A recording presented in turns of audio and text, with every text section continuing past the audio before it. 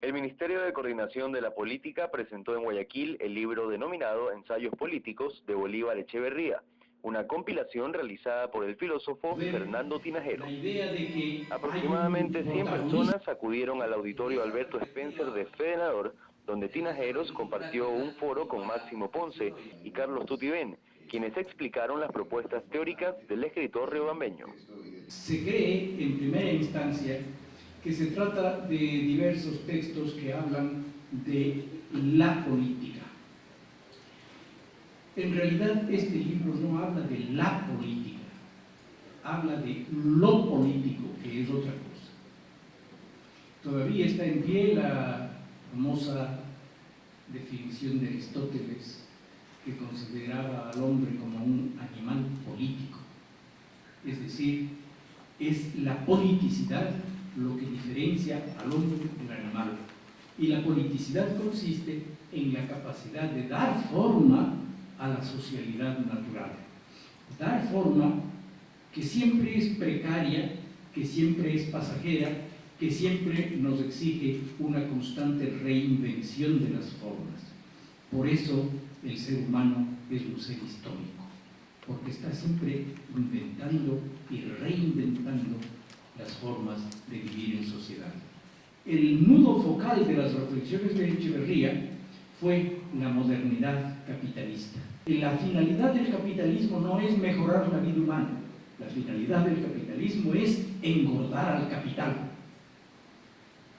Y nosotros vivimos inmersos en esa contradicción. El otro día estaba yo poniendo un ejemplo para hablar de esta contradicción y hablaba de cómo nos parece lo más normal del mundo beber un jugo que nos dicen que es de fruta, que huele a fruta, sabe a fruta, tiene color de fruta, pero está hecho sin fruta. Es decir, una mercancía en la que se le roba al consumidor el valor de uso, que es el alimento, y se le da la pura estopa que además sirve cuando se la consume para el prestigio. Ah, yo consumo esto. La tríada, izquierda, comunismo, marxismo, sintió hace cosa de 20 años que sus bases empezaron a desmoronarse. La idea de que las masas están destinadas a tomar el control del poder, la idea de que hay un protagonista esencial de la historia que es el proletariado, la idea de que el proceso capitalista debe necesariamente conducir hacia la creación del socialismo. La historia nos mostró que los experimentos socialistas del mundo desembocaron en un estruendoso fracaso. ¿Qué hacer entonces? Es que ya no tenemos remedio en este mundo. Bolívar Echeverría nos dice que la posibilidad de la izquierda existe todavía, pero ya no encarnada en los partidos tradicionales. Ya es impensable el partido tradicional. Hoy se dan otras formas de asociación política, se dan otras formas de rebeldía, y son estas formas de la rebeldía contemporánea las que han dado cauce a la izquierda. Una izquierda cuyo objetivo es distinto del que se pensó hasta hasta mediados del siglo XX. Una izquierda cuyo objetivo es reivindicar las formas naturales de la vida. Allí pueden encontrarse los ecologistas y los feministas y una cantidad de grupos que a veces se presentan sin hacer política, entre comillas, pero con una acción que es eminentemente política, una acción que es una forma de rechazo a la alienación capitalista. Por su parte, Tutibén se refirió al valor de la naturaleza en la sociedad precapitalista, concepto que también detalla Echeverría en su discurso. La lógica del capital crea dos valores, el valor de uso y el valor de cambio. Solo que Bolívar Echeverría nos hace la reflexión desde, por ejemplo, analizando rigurosamente los Grundrisse, habla de esta relación precapitalista con los objetos, con la naturaleza, en las relaciones de trueque, en las relaciones de intercambio, que no estaban mediadas por el valor abstracto del capital. Y en ese sentido vio una relación con los objetos de fruición, de gozo o goce con estos objetos, y que de algún modo generaba un tipo de comunidad en la cual se daban otras formas de ser o de estar en ese tiempo y espacio que no quedaban necesariamente extrañadas como quedaron después con la mediación del capital. Pero, dicho de una manera más contemporánea, y esto conversándolo acá con Fabián ayer y hoy, es interesante ver que más bien habría que pensar este mundo de la vida en términos deleuzianos. De hecho, en las últimas obras de Bolívar Echeverría hay un diálogo con Deleuze, en el sentido en que este mundo de la vida es potencia pura, la potencia pura de la subjetividad de poder ser de otras maneras y no siempre de la manera. El docente Máximo Ponce hizo énfasis en la idea de revolución, una de las teorías más defendidas por el autor del libro. Tiene que ver cuando el año 89 se produce la caída del muro de Berlín. Indudablemente que ese evento en particular tiene una alta dosis de significación para toda la militancia marxista y para toda la militancia revolucionaria, no solo en América Latina, sino en el mundo entero. Bolívar otra vez sale por los fueros de encajar lo que consideró claramente y desde el comienzo una derrota, lo que consideró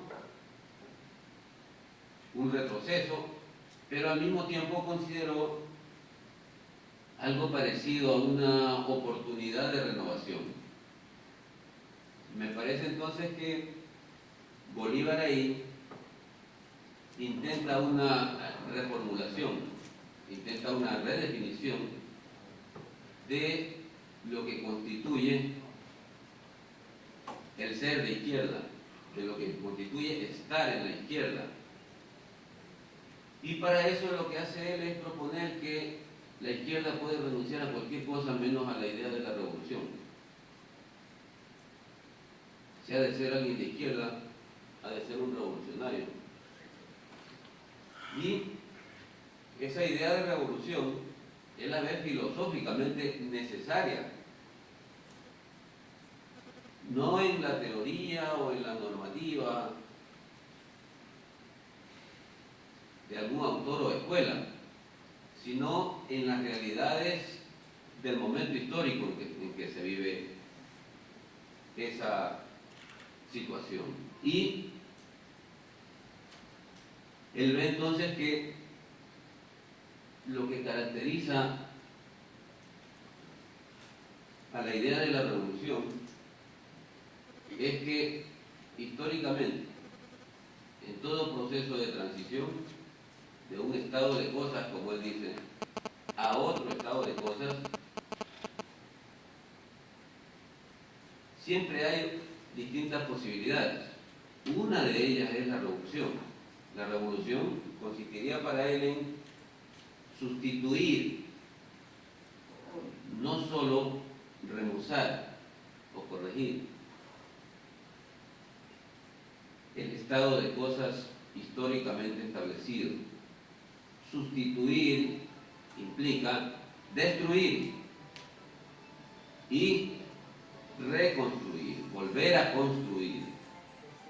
Entonces, es el momento en el que en el mundo entero y en América Latina en particular también, y en Ecuador también, los revolucionarios